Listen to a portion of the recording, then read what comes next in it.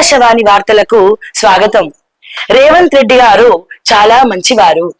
తెలంగాణలో రేవంత్ రెడ్డి అనే ముఖ్యమంత్రి రావడం తెలంగాణ యొక్క అదృష్టం. చాలా అద్భుతమైనటువంటి విషయం. రేవంత్ రెడ్డి అనే ఒక రెడ్డి గారు మన ముఖ్యమంత్రి గారు చాలా అద్భుతమైనటువంటి వ్యక్తి. చాలా హృదయంతో కూడినటువంటి మంచి హృదయంతో కూడినటువంటి వ్యక్తి. మా ఊరి దేవుడు అందాల రాముడు, తెలంగాణకి భీముడు మరి రేవంత్ అన్న. హనుమాన్ జయంతి రోజు ఆంజనేయ స్వామి, శ్రీరామనవమి రోజు శ్రీరామచంద్రుడు మా రేవంత్ అన్న. చాలా అద్భుతమైనటువంటి వ్యక్తి, సౌందర్యమైనటువంటి వ్యక్తి, సుందర పురుషుడు, యుగ పురుషుడు, కలియుగ పురుషుడు, కలియుగ దైవం ఆ వెంకటేశ్వర స్వామి తర్వాత వెంకటేశ్వర స్వామి. అభయహస్తం, ఆపన్న హస్తం, కాంగ్రెస్ పార్టీ యొక్క హస్తం హస్తం హస్తం. చాలా అద్భుతమైనటువంటి వ్యక్తి. గౌరవనీయులైనటువంటి ముఖ్యమంత్రి గారికి రేవంత్ రెడ్డి గారు లాంటి రేవంత్ రెడ్డి గారు దొరకడం మా తెలంగాణ ప్రజలు అబో ఎన్నో జన్మలలో చేసుకున్నటువంటి పుణ్యం. ట్రింగ్ ట్రింగ్. ఆకాశవాణి వార్తలు సమాప్తం.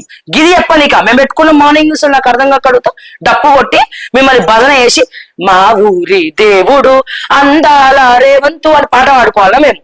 ఒక పక్క ఉద్యోగాలు అమ్ముకుంటుంటే ఊరికే మనుషులు ఉన్నారు కదా, నిస్వార్థంగా పనిచేస్తున్నారు కదా, ఉద్యోగాలు చట్టబద్ధంగా వస్తాయి కదా అనుకొని అమ్ముకొని అమ్ముకొని అమ్ముకొని అమ్ముకొని అమ్ముకొని అమ్ముకొని అమ్ముకొని అమ్ముకొని అమ్ముకొని ఉంటే ఎవరు కూడా మాట్లాడద్దు. అయినా గాని మా తెలంగాణ దేవుడు మా రేవంత్ భీముడు అని పాట పాడుకోవాలి.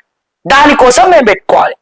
అడగద్దు, క్వశ్చన్ చేయొద్దు, మాట్లాడద్దు, కక్కద్దు, ప్రశ్నించద్దు, ఏం చేయొద్దురా నాయన. తెలంగాణలో ఏంది ఉద్యోగాలు బహిరంగంగా అమ్ముకుంటుంటే ఒక ముఖ్యమంత్రికి తెలియకుండా అమ్ముకుంటున్నారా?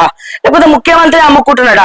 ఎట్లాగో అయిపోయింది, నా ముఖ్యమంత్రి పదవి పీకేస్తున్నారు, ఇంకా ముఖ్యమంత్రి పదవి పీకేస్తున్నారు, చేయడానికి ఏం లేదు, మారుస్తారట పదవిని, మార్చే లోపల దోసుకుందాం ఉన్న కాడికి అని చెప్పి